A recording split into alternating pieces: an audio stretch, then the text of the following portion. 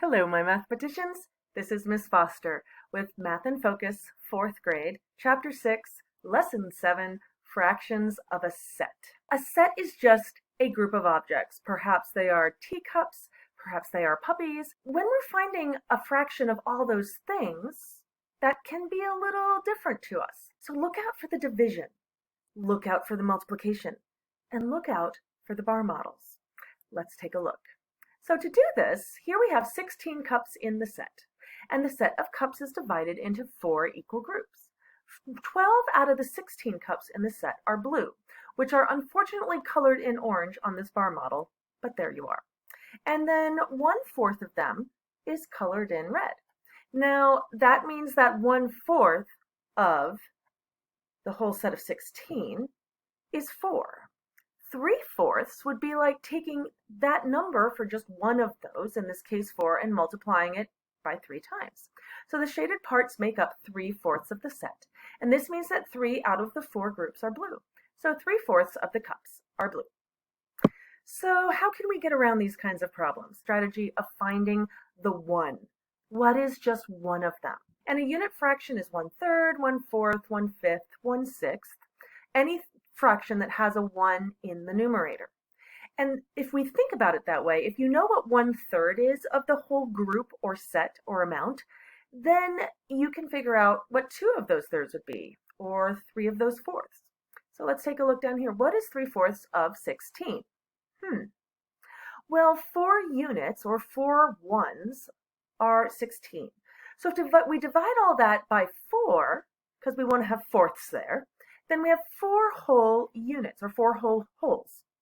And then 3 units would be 3 times 4, and that's 12. So 3/4 of 16 is 12. So here they're asking us to find 2/5 of 15. And this beautiful bar model shows that we've got 15 altogether, and that we're dividing it up into 1, 2, 3, 4, 5 parts, into fifths. But if all of it is 15, how much is just 2 of them? Well, 5 units equals 15, and 15 divided by 5, wouldn't that get me just one of these units? Yeah, so 15 divided by 5 equals 3. That means each one of these boxes in your bar model is worth 3. And now you can see how the multiplication comes in.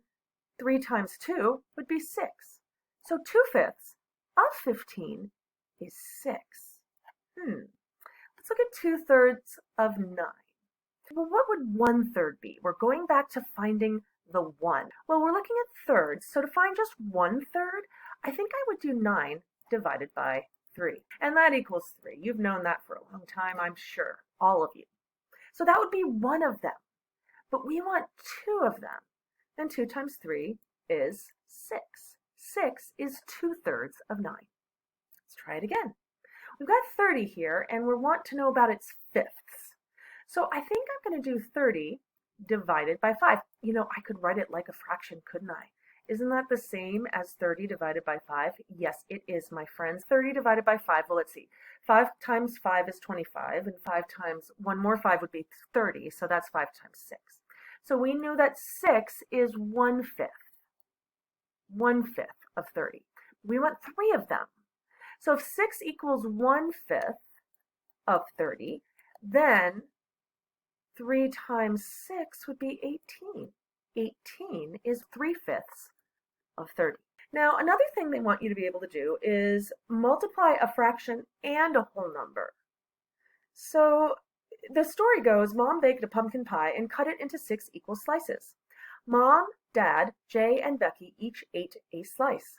What fraction of the pie did they each eat all together? Well, let's see. There's 1, 2, 3, 4 people in the family, and they each had 1/6. So if you look down here, they do it this way. 4 times 1/6 would be 4 times 1 divided by 6, which would be 4/6, and you can see them right here. 1, 2, 3, 4. But we could simplify that. I'm taking away this cut, and this cut, and that cut. Behold the magic of math. Fabulous. So then they're thirds, and we can see that they ate 2/3 of the whole pie. But that's not the only way to think about it. In this case, I might say, well, 4 times 1/6 would be the same as that fraction we've been working on with other lessons, 4/1.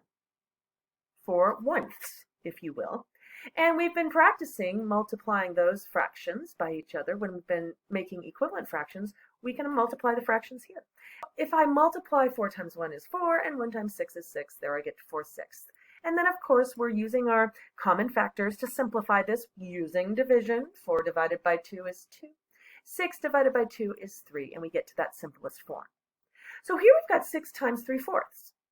And that would be like this, 6 times 3/4 right there. And they drew them for you so nicely here with all of these pretty bar models as just 6 times 3. And you can actually see this here. Here's 3, here's 3, 3, 3, 3, and 3. There are 6 of them, 1, 2, 3, 4, 5, 6 threes. And 6 times 3 equals 18. And then that's 18/4. Then we're going to divide 18 by 4.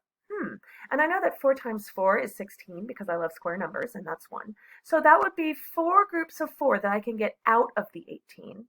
4 times 4 is 16. If I take those away and magically glue it all back together, then I will have 18 minus 16, which equals 2/4. And then we have to look at the question. Can we simplify this more?